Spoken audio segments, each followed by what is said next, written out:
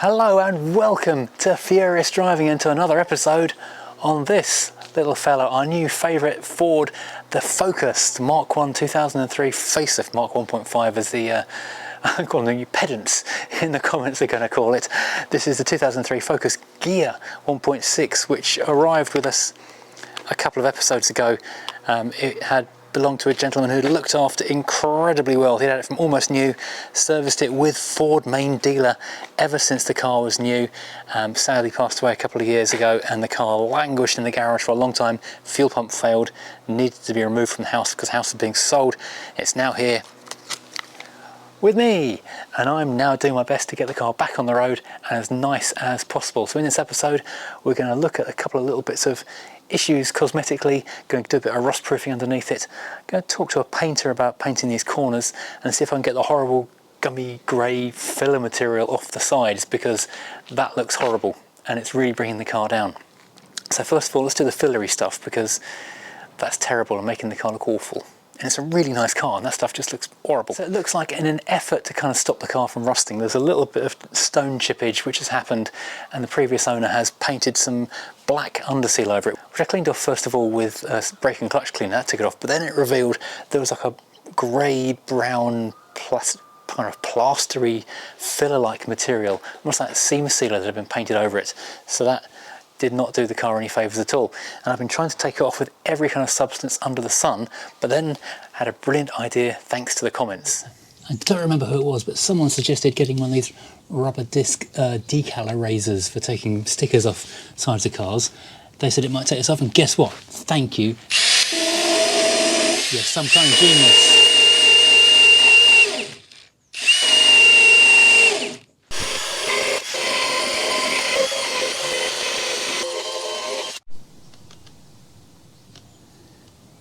Well, that worked better than expected, apart from a few little spots that are really bonded on hard. I've got the majority of that off. Likewise, at the front, it's come off pretty well. Just a few little spots that just need a bit of sort of thumbnail action to get the last dregs off, but mostly that's worked out really quite well. However, what I have found is, like on the front left corner, the rear right corner, where I've got this little kind of hole in the side of the sill, the paint is actually missing. It has had a chunk taken from there down to there, so that's why we started painting this kind of stone chip type stuff on there. I wonder if that's why I put this on there as like a stone chip protection and then put the black on top. But anyway, so that's not too bad, because I've got to weld that in anyway, so when the grinder comes out. Well, it's not perfect, but come on, that is about 1,000,000 times better, and it has massively improved the car, although it has revealed there are big chunks of paint missing. But that's the next thing we're going to be doing right here, is taking a look at this. So that's not a major issue as far as this is concerned, and I need to take the wheel off to get the rest of this off, but this one looks a heck of a lot better as well. Now, I have been ringing around doing my best to find a quote, to find someone willing to come and take a look at this. Obviously the car is still, I have to add this at this point, not MOT'd and not roadworthy, because nothing wrong with the car. There's a paperwork issue with the DVLA, and I haven't got a V5 for it still. So technically it's still SORNed in the previous owner's name. I haven't actually got a V5 in my name yet. The paperwork is ongoing, it's all happening, but because it was an estate sale, there is a bit of a delay. And hopefully by the end of this video it will be MOT'd, because I can drive to and from an MOT station with the car SORNed. I can't drive it anywhere else, so, but at least I get to feel the car on the road ever so briefly. But I have been ringing around trying to find someone willing to come out and do mobile repairs on these bits of damage. And I think I've found someone who has got a price of around £600 for sorting out these knocks all around the car. Now, on a regular Focus, that's probably not a viable thing to do, because 600 quid for a Focus like this, of this age, and this, that's kind of almost the value of the car. However, I've been looking around at values of Focuses, and they are very variable, depending massively on condition and mileage. And there is a car, almost this car's twin, on eBay at the moment with a car dealer. It's a same year, same spec, apart from it's an automatic and it's an estate. But it's within 1,000 miles of this in terms of the odometer, and that's up for £3,000, which I think is a little bit strong. I was thinking this is more about £2,000 because of the condition, the history, the mileage, all that kind of thing. So I'm thinking, if it is a £2,000 car, then yes, it kind of is worth spending the 600 quid getting that done. If it was like a £1,200 or £1,000 Focus, definitely not. Just live with it. But yeah, for a car that's potentially worth that much, and that's all that's standing between this and being worth a lot of, well, a lot of money, a relatively large amount of money for a Focus. That's probably worth doing. Now, before you tell me I am delulu for even considering this car being worth £2,000 as opposed to 800, just have a look at the condition of it. Bear in mind, 34,000 miles on the clock. The alloys are unmarked, the bodywork is pristine, the interior is like new. It is basically, it's like a year-old car basically, but it's 20-something years old, plus got a new fuel pump in it, got a new cam belt on it, new water pump on it. It's a lovely, lovely car. I'm very much thinking it is worth spending the money on. Now, incredible thing is, this car is 2003, it's 22 years old. Looking back at its MOT history, I don't think it's ever had an advisory even on its pass every year. It's gone straight through, completely clean. If you're watching from outside the UK, the MOT is the annual roadworthiness fitness inspection, which every car over 3 years old has to go through to make sure it's not rusty, the brakes work, the tyres are good, all that kind of stuff. This car was always serviced at the Ford main dealer, even when it was like a decade old and worth buttons. The chap kept on taking it back there, and it kept on getting MOT'd and passing without any advisories. And the advisories are, if it's a thing to keep an eye on, like it's not a serious thing, but if it was a bit worse it would fail, or it's something that needs to be looked at and addressed in the next few weeks really, the tester can use a bit of discretion and pass things with a note saying your tyres tread's really good but the tyres are starting to crack, that kind of thing. Anyway, this car's never had that, and I would really like to kind of maintain that history. So it's a big part of what I'm doing today is looking over the car and just inspecting it for anything that might get flagged up as an advisory. So quite often you get things like brake lines have signs of corrosion, which is basically just like surface rust or dirt on the brake lines. So I want to make sure the brake lines all look good. So that one shouldn't be a cause for concern. And when I looked underneath, or where it's hidden by the fuel tank, when I dropped the fuel tank, that looked good in there as well. So hopefully that's going to be fine. So the first thing I'm going to try and do though is take out this fabric or carpet arch liner so I can check behind there, make sure there's no rot hiding behind that, because that is where these cars go. That one, just fixing here, has come undone relatively easily.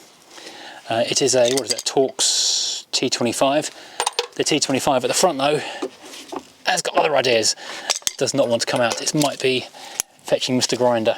Whizzy wheel of death starting before we've even begun. Repair this little tiny sort of centimetre square rot spot, take that out of it, zap a bit of fix in there, check behind here, put some Underseal rust proofing stuff inside there. I'm going to keep hitting this with a hammer for a moment longer, and then I'm going to go and get the angle grinder. So, as always, what seems to be the first stage of any really simple 5-minute task is spending a couple minutes with an angle grinder, taking the top of the bolt off to try and get access to it, because this thing is, I need to take more bolt off and evaporate it and I can undo it. There we go, the screw's undone. And there is the other end of the screw. So we can undo that now. I will have to acquire a new one, maybe even from Ford if I do it properly. Because this is literally a carpet, I don't want this anywhere near the welding. So how's this fixed in? We've got a metal washer prong tag thing holding that there. We've got a plastic trim clip there, plastic trim clip there. I've just taken a matching one of those plastic or metal screws out. Is there anything else up inside here? Right, now this is peeled back, and boy does that make a lot of dust when you do that. I could say this is caught just in the nick of time. There is surface rust just beneath the paint which is flaking off. So a bit of a whizzy wheel of death on there and some rust neutraliser on that. I think we've just caught that in time before that started to be an actual problem. This car's been saved in the nick of time. Down in here it's solid metal but with more surface rust, so I'll wire brush this all back, I'll put some rust neutraliser on it, and this doesn't need more than just a little square panel just to drop in there. Well, the surface rust is a little more extensive than I'd hoped, but at least the hole isn't much bigger, which is a nice change. So that is all I need to be welding in just there to just complete that little grommet of doom. Oh, okay, this is interesting. The welder doesn't seem to be working. That's That's not good. Bum. That's actually an issue. Can't do much welding without a welder. Right, so this is actually something of an issue. Every time I plug the welder in, it blows the fuse or trips the circuit on the garage. And you might be about to say, oh, the problem is you're running off an extension lead. That's because I'm using the furthest plug in the back of the garage now, because I kept doing it on the one immediately by the door, which means there's a problem with the welder. If it's multiple plugs that are tripping out on it, that's a problem. Right, I can't do the welding because the welder is broken and I don't know why. So what I've done, I've not painted this area here because obviously I'm going to weld it, but everything else on the inside, I've used rust neutralizing primer, MDS Europe's little effort, which is designed to just really attack rust, latch into the metal, kill the rust and then coat it so you can paint straight over it, and that should sort out the surface rust that is starting to occur around here. Well, side one is kind of done. I've cheated a little bit. The welder will not play and I don't know why. So I've taken a leaf out of some of the supercar manufacturers' books, and because it's such a tiny non-structural part that's really just there for almost decoration, I've Sikaflexed it in there with panel bond, which is basically how they build a lot of supercars these days. So I don't think I'm treating too badly, and also I'm not risking fire, I'm not risking deforming the metalwork. It's in some ways it's a better fix all round. I put some Built Hamber rust, I forget what the brand name is, rust killing stuff up inside there first, left overnight this morning.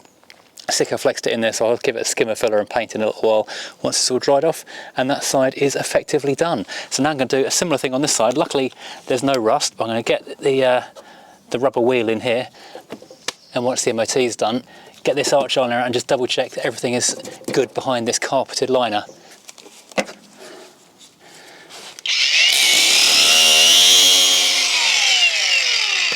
This might seem a bit brutal for a car that's otherwise, well, not perfect exactly, but blooming good condition, but you want to make sure it stays in good condition, and to do that you need to get behind these areas that catch dirt and trap rust and make sure that it doesn't continue to rust or start to rust behind there.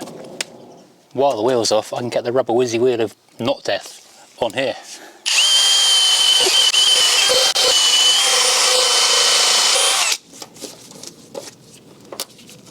Now I'm masking up for this bit. Everything's done, but it's going to make a massive cloud of dust and dirt when I pull this out. There we go. As you can see already, clouds and clouds of dirt falling out the back of the car. Oh dear me. What on earth was he doing? Did he go off-roading in this car?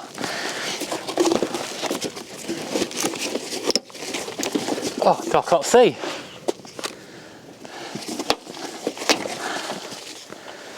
There we go. Oh God, that's really mucky. Dear me. Let's have a look inside here. So just like on the other side, all this blue factory paint is crusting off, leaving, well, fortunately, a just-in-time surface. I mean, another 6 months and we'll be looking at holes right here, but this will wire brush off and, oh dear, yeah, I can paint over that and I think we'll get away with it. These are the only exposed bits, and they've got some surface rust where they've been chipped, but nothing actually wrong. Right, whizzy wheel of wire brush. Oh dear, let's brush that and hope that's not too serious.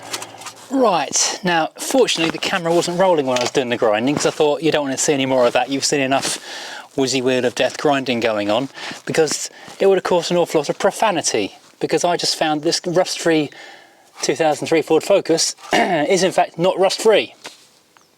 It's got an hole in it, which is not fantastic. And that's not necessarily a big problem because it's not a huge hole. What is a big problem is the fact my welder doesn't bloomin' work at the moment. So that's super wonderful. So I've just coated it all in red oxide anti-rust primer, just as a stopgap, to stop it getting any worse. When I've got two options here, well, three options in fact. I can try and borrow a welder. I could ring my friend who did the welding on the Freelander, see when he's free, if he can come around and have a quick crack at it. Option three is I can just put that carpeting back in here and pretend we didn't see this and put it for an MOT, and because it's not visible to the MOT tester, they won't be able to fail it because it looks absolutely fine with the carpet in place. Is there an option 4 here? I don't know. Yeah, I might just give Matt a text to see if he's around. Yeah, not great. I'm actually really annoyed at myself for being proactive and doing stuff properly now, because if I'd done nothing, I could have happily taken the car to the MOT with no knowledge of any corrosion in it. The MOT man wouldn't have found it because it's hidden behind that carpet, and we'd all been none the wiser. But in the meantime, since I'm in for a penny, might as well pop the front wheels off, have a quick squiz under there, make sure we've got nothing horrific lurking under there I need to be aware of. Right, let's see what's like behind here. Well, okay. Brakes, discs are quite worn, but the pads are really good. Bit of surface rust on that control arm. This looks really clean and nice. I'm not going to risk taking it off. That looks lovely. I mean, there's a little bit of surface rust on the suspension, but nothing to really worry about. Yeah, we could wire brush and paint that. Where's the brake line? That's a flexi. Flexi looks good. We've got a little bit of crust on there, but I don't think that deserves an advisory. I think we'll be okay with that. I realise this achieves nothing substantial, but I have wire brushed with the drill this bit of suspension componentry and then hammer-righted it black, and I've sandpapered the brake hard line and just given it a quick whiz with some silver paint, silver hammerite, just, you know, so it looks nicer and looks like I've checked it's all right. So turned up the MOT, the guy looks underneath and goes, yeah, it looks cared for. In fact, black might have been a better choice for that one. I might go and redo that in black. So obviously we've got to do it properly. There's no messing around with this car. It's too nice for that. So Matt, who did the welding on the Freelander for me a little while ago, popped around with his welding equipment. And also, you might notice, the little van, which we did in the video last week. And hilariously, it turns out his welder and his grinder wouldn't work off the garage circuit either. So it turns out it's the circuit to the garage that's at fault. It'll only run low-powered things like lights and radios, not anything high-powered like a grinder or a welder. It will work off the inside of the house, so I could have done it myself at any time, and there's nothing wrong with my welder at all. Sorry, Draper. Anyway, it turns out it's not too bad of a problem. It's just a largish area, which is where they all go on these cars, because that carpet arch liner on every single Mk1 Focus holds the water against that arch area and just traps moisture and surface rust until it corrodes. So you're probably better off without actually putting it back in again and just stone chipping the lot, which is what I'll be doing after the MOT. Right, okay, so this is actually a slight change of plan.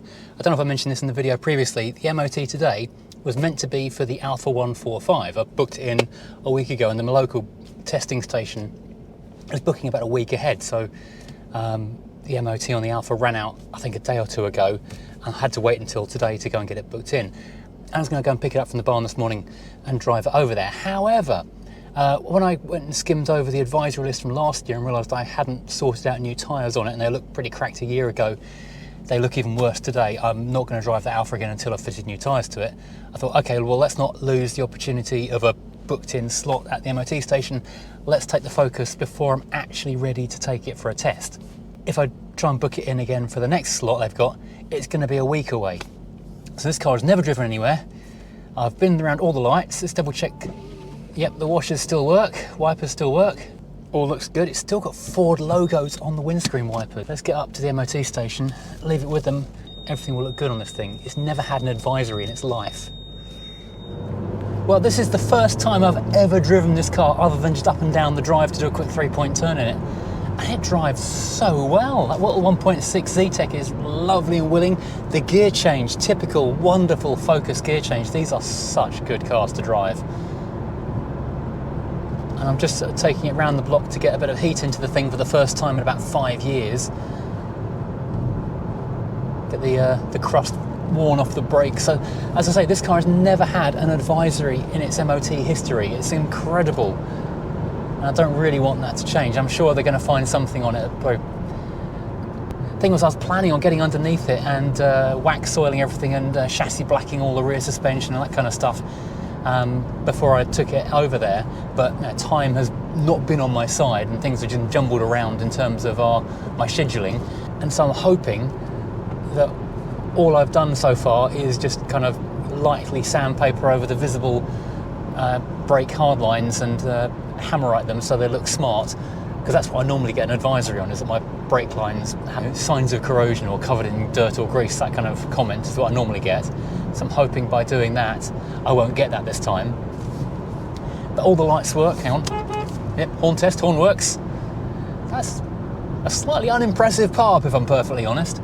Yeah, so the lights work, the wipers work. I did pull over and give the wiper blades bit of a wipe with a hanky. I was thinking I'd changed the wiper blades, but in fact it didn't. I changed the wiper blades on the SLK. These are the ones that it came with, but they're still wiping pure and clear. It's all Ford parts from the previous owner. This is a really beautifully looked after car. I was going to say I'm amazed at how well this car drives, but really I'm not. It's just as expected, and it's expectedly really rather nice. It's also the first time I've actually spent any quality time in the car, so I'm noticing little things I hadn't previously noticed, good and bad. For example, it's got this kind of black ash plastic effect on the dashboard, which is something I'd never previously noticed, which is a good thing. Aircon blows absolutely violently cold, in fact. It's getting too chilly in here. I might have to turn it off in a second. I've noticed that the passenger grab handle is a bit flippity-floppity, so I'm going to have to go and get a new one of those. And I've noticed that the steering wheel appears to have melted ever so slightly along the top. I wonder if it's been in the hot sun or something, or if there's a cleaning agent that someone put on it. It's kind of semi-dissolved the surface of the steering wheel. Really odd. But in general, the condition of this car, it's amazing. It's like it was put away yesterday. It doesn't feel like it's been sat in a garage for 5 years. It's astonishing. If you remember the cleanliness of the oil that we saw, that was just also incredible, like nothing else. The brakes, and I shouldn't jinx this, the brakes feel good. They seem to be pulling dead square. The handbrake feels really powerful. I wound up the wheel nuts on both sides with the handbrake on and the wheel in the air, so they feel like they're pulling tight. That's a good test of way of doing it. So now we're just in the hands of the MOT gods. Well, amazing news. I'm sat here in the Focus on the way home from the test with a piece of paper that says pass on it. Incredible. This car's now got 34,618 miles. The last test in September 2020, so literally 5 years and a month ago, was 34,581. It's done 100 miles in 5 years. Can you believe that? But significantly, no advisories. The brake pipes all look good, the lights all work, the tyres were fine, and significantly there's no big holes in the floor. So tomorrow morning, because it is kind of getting to the end of today, we can get this thing back in the air, we can do some wire brushing, and we can get back on schedule and get the underneath this car looking fresh and spick and span, and well, better than new, hopefully. It deserves it. It really does. Even the MOT tester was commenting on what amazing condition this car is in. So it's a nice one. It's a good one. If I had infinite space, I would definitely keep it. I don't have infinite space or infinite money, so someone's going to get a lovely car after this.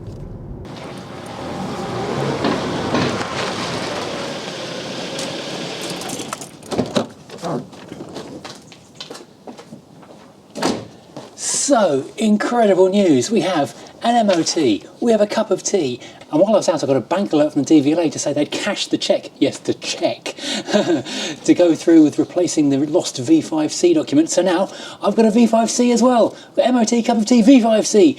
Everything is coming up Millhouse. So now the car's back. I've got MOT with 0 advisories, so we've maintained the car's illustrious, advisory-free, perfect history, which is something I really do want to maintain. All I've got to do now is get back underneath it, get back into my routine of the plan I was following, and I underseal the thing with some built hamber, some black, some chassis black, and some stone chip. And I'm thinking I'm not going to put those wheel arch liners back in, but I don't know if that's going to make it loud or not. I'm going to consult the forum about this one. See what the Mk1 Focus experts say. Right, so let's give this a bit of a blattering with the old built hamber Dynax UB, which is like a really nice black Underseal type paint substance. It's much nicer to use than, you know, Underseal, you know, the what's it called, the yellow can, which everyone uses, which is horrible stuff. It's just so thick and slimy. This is like a real thin wax type stuff. Oh, that's making a drippy mess. I need to catch that.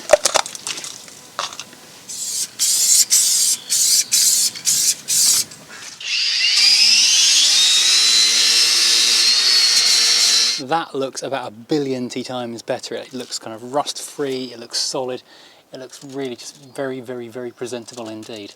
which is what I kind of want really. So I've done a bit of the undersealing or waxing of the suspension on this side. I need to whip the other wheel off and do the other side. So this entire car is going to look amazing.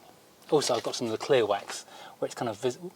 Also, where it's kind of visible in this bit here, I've used clear wax up across the seam seal. So, you know, it just blends it and hides it a little bit. So looking good. And to finish things off, the driver's side, where I've blended the clear to the black a little bit differently because we've got the fuel filler pipes over here. So this is covered in the clear stuff, blending into the black. And overall looks nice. I need to go and do some more wire brushing on the lower suspension, so I'll come back to that when this is all dried off. Hurrah! So I won't show you any more grinding and painting the bottom of this car because that's just going to get boring. There is a bit more to do, but it's running out of time. It's getting late. You don't want to watch any more of that, and I don't want to do it anymore this evening either. I've got to go and cook tea. So the Focus is basically pretty much done, apart from the cosmetics, which I'm going to have to pay someone for at some point in the near future. I think I'm going to have to bite the bullet and do that. It's a lot of money, but it's going to make this car so very nice and so worth it. What do you think? Should I go with that? I reckon I should. The only thing left to say in this video is, of course, that the SLK prize draw buying tickets availability ends tomorrow, Friday the 3rd of October. That is your last chance to pay £1 to win this rather lovely Mercedes SLK, which we're actually going to really miss. I'm in so much trouble with Mrs. Furious right now because I sold the Freelander, which she really liked, and now I've raffled the SLK, which she really liked. All the cars she likes, I'm basically getting rid of. This is going really badly. She has no interest at all in the Focus, which I think is fantastic and I'd like to keep. She's not particularly fussed about the Rover 75, which is for sale on Car and Classic, but I would like to keep. She's kind of on the fence about the Alfa 159. She quite likes the interior on that, likes driving in that, but hasn't actually driven it yet. So anything she likes I seem to sell, so I'm doing really well. I'll be sleeping on one of these things before too long at this rate. Anyway, the Focus is looking good. As I say, from the DVLA have now cashed the cheque. I can't believe when you apply for a missing logbook, you actually have to write in on paper with a cheque. You can't do it online, you can't do a digital payment, it's got to be an old-fashioned cheque. But yeah, they have finally cashed that, so now I'm just waiting for the actual V5 to turn up so I can tax it, and then I can finally take this thing for a drive, which I'm really quite looking forward to. Anyway, thank you for watching. I hope you've enjoyed this continuing episodes on the Mk1 Focus, which is a really nice car. I'm really loving this thing. Anyway, thank you for watching. Like, subscribe, buy a ticket for the SLK, and join me next time driving something completely different. Goodbye.